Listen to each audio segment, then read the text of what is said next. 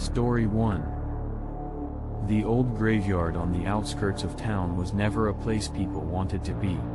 The headstones were weathered and cracked, and the few trees that grew there twisted their branches like fingers reaching for something just out of reach. But on one Halloween night, a group of teenagers decided to test their courage and venture into the cemetery. At first, it was all just fun and games. They took turns telling ghost stories and laughing nervously as the wind rustled through the trees.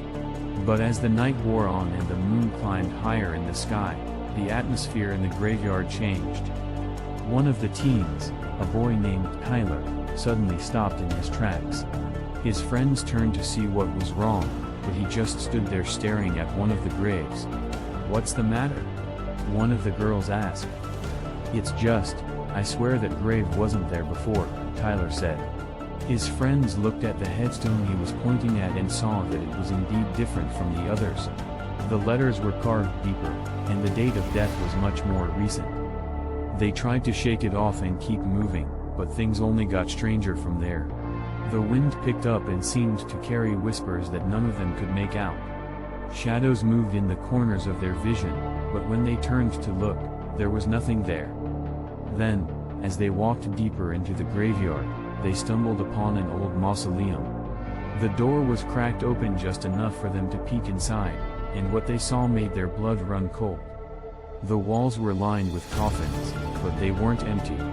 Inside each one was a corpse, preserved perfectly despite the passing of time. And as the teenagers stood there in shock, they realized something even more terrifying. The eyes of the corpses were open, staring straight at them. They tried to run, but the cemetery seemed to have other plans. The ground shook beneath their feet, and suddenly the graves themselves began to open. Bony hands reached out, pulling themselves up from the earth and grabbing at the teens' ankles. In a panic, the group scattered, trying to find a way out. But the cemetery seemed to be alive, the very trees and stones conspiring to keep them trapped within its confines.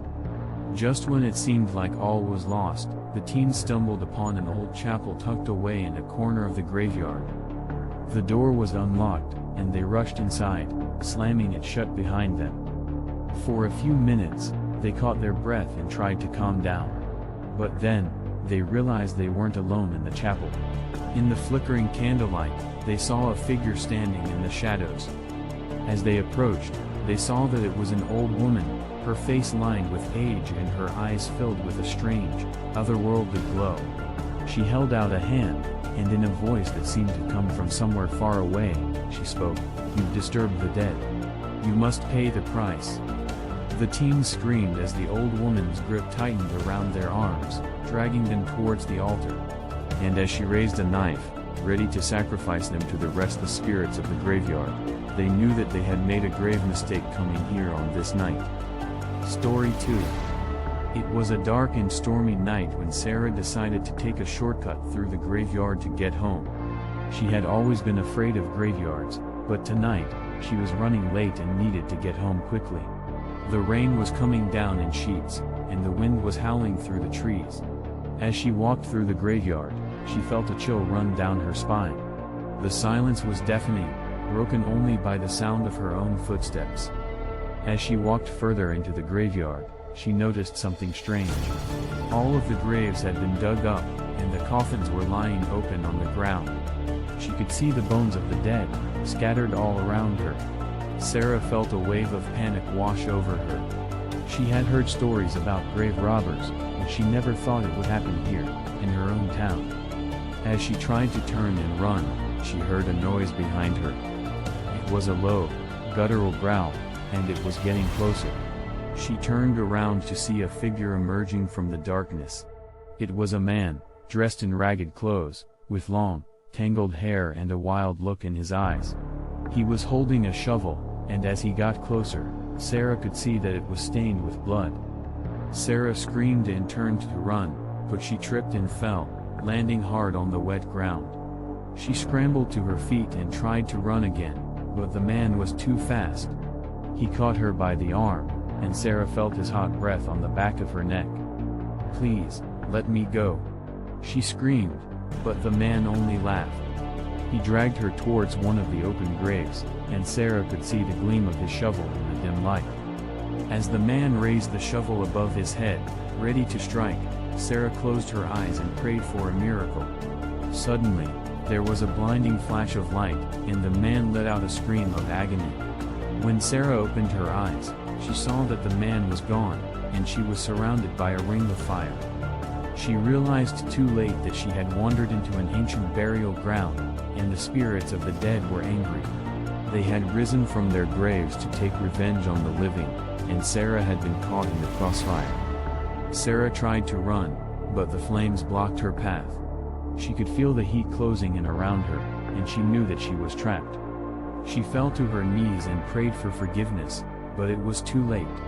The flames consumed her, and she became one of the ghosts of the graveyard, doomed to haunt the burial ground forever. Years later, people in the town would tell stories about the ghostly apparitions that appeared in the graveyard at night. They would say that if you listened closely, you could hear the screams of the living mingling with the moans of the dead. But no one ever dared to go near the graveyard after dark, not since the night that Sarah disappeared. Story 3.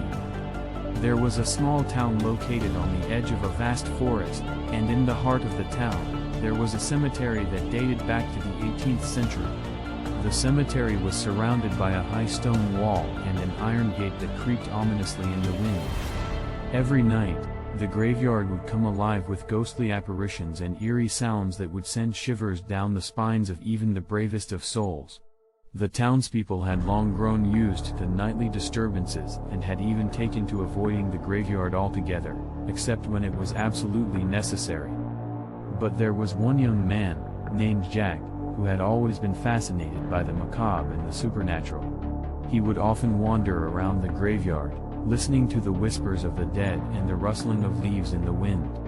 His friends thought he was crazy for spending so much time in such a spooky place, but Jack was drawn to it like a moth to a flame. One night, as Jack was wandering through the cemetery, he heard a strange noise coming from one of the older graves. It sounded like someone was scratching at the lid of the coffin, trying to escape. Jack, being the curious young man that he was, approached the grave and peered inside. What he saw made his blood run cold. The corpse inside the coffin had come back to life and was clawing at the lid, trying to break free. Its eyes were glowing red in the darkness, and its skin was cold and clammy to the touch. Jack was paralyzed with fear, unable to move or even scream. He watched as the undead creature emerged from the grave and began to stumble towards him, arms outstretched, ready to pounce. But just as the creature was about to grab him, Jack woke up, drenched in sweat, and realized it was all just a nightmare. He sat up in bed, trying to catch his breath and calm his racing heart. As he lay there, he heard a tapping at his window. It was a branch from the nearby tree, he told himself, but then he heard it again, louder this time. He turned on the lamp beside his bed and saw a bony hand reaching in through the open window, its fingers curling slowly as if trying to grasp something. Jack screamed and ran out of his room, but when he looked back, the hand was gone. He realized then that his nightmare had followed him into the waking world, and he was no longer safe, even in his own home. From that day on, Jack stayed far away from the cemetery, realizing that his fascination with the supernatural had been nothing more than a childish fantasy.